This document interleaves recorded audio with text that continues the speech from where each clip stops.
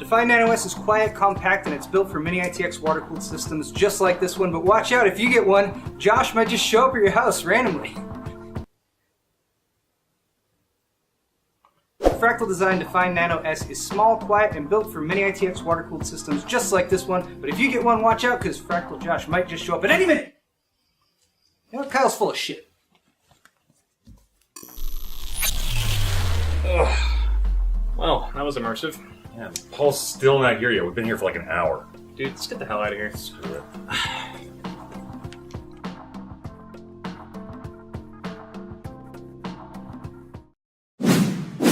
Excellent!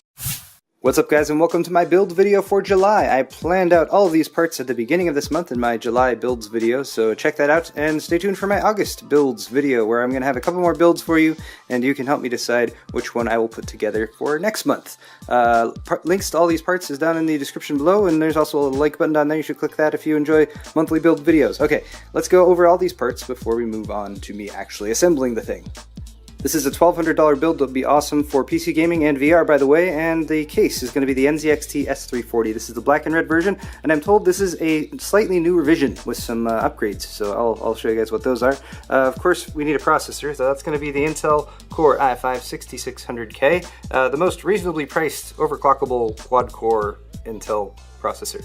Yeah, that's reasonable. To cool it, we have the CryoRig H7 because these unlocked versions of the Intel processors don't come with coolers. This is a very nice air cooler. Looks pretty sweet. It's only about 35 bucks.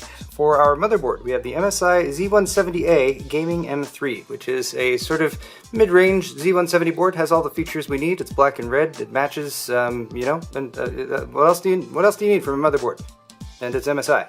So it'll match with the graphics card, which is right up here. This is the MSI GeForce GTX 1070, probably the most expensive part of this build, but well worth it because it's a very powerful graphics card, and MSI's cooler on this one does a really good job. I already tested it in SLI, so if you want to check that video out, I'll put a little link to it via a card in the top right hand corner. Power supply is the EVGA 650 GQ, 650 watt power supply. Gets the job done, pretty quiet, all black cabling. Partially modular too, what else do you want? Finally, we have our memory and our storage, and these are actually slightly different from the parts in the parts list, just for the sake of putting this together. Not too much different, but this SanDisk Ultra 2960 gig though actually got on Amazon Prime Day for like 165 bucks. It was a really good deal. I don't think it's available anymore. So anyway, this is a stand-in. It's still black and red, so it'll still match. And then for memory, instead of a red with black accents 2x8 gig kit, I have a black with red accents 4x4 gig kit, so it's still the same amount of memory, just two more sticks, and it's black. But still G.Skill Ripjaws 5, so, you know, it'll get the point across. Anyway, those are the parts. I'm going to build them into a computer.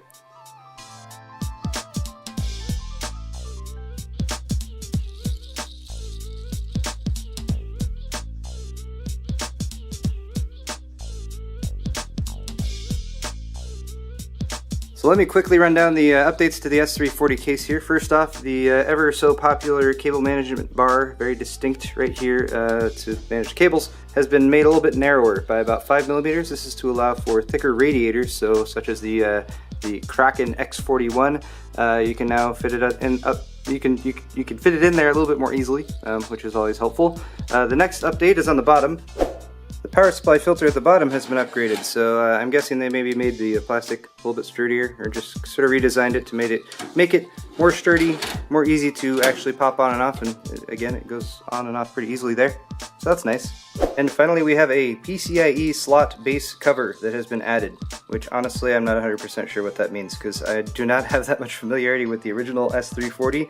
The original S340 had a gap though, or so I'm told, and this was redesigned in the Razer version of this case first, so I mean, things look pretty clean down here as far as I can tell.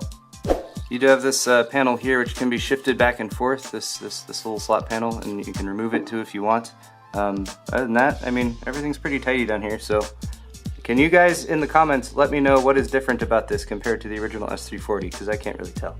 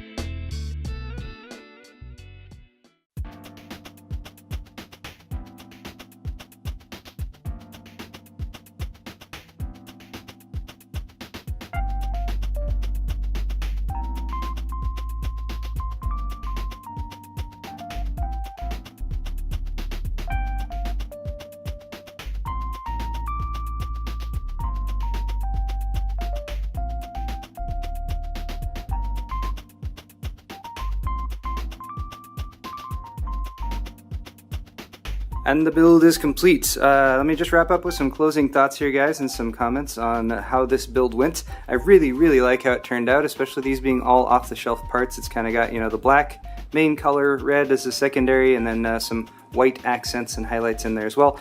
Even goes very well with the red LEDs and the white LEDs on the MSI graphics card, which I think in this situation is actually a perfect combination. Of course, this white LED on the MSI 1070 can turn RGB, but I think white is probably going to be the best option for it. As far as the case, I figured out, I believe, what they were talking about with the PCI Express brackets. There's an extra piece that kind of goes vertically right here. Just provides some cover instead of a gap.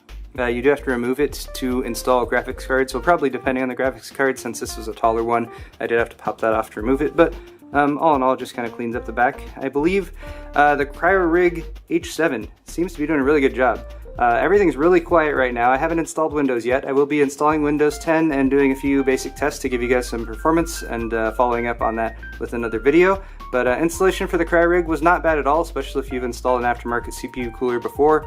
It's got a plastic base plate and you gotta kind of poke the screws through. You do have to screw the thing in from the back of the motherboard, which is a little bit less convenient, but it does give you the option to actually not remove the fan. I guess you could go that route if you wanted to.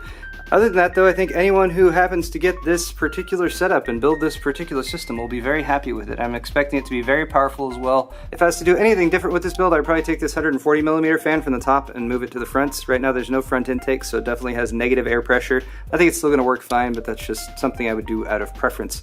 Anyway guys, let me know what you think of this build, and if any of you are planning to build it, give me a thumbs up if you enjoyed this video. Thank you so much for watching. Stay tuned, I'll be back with more very soon.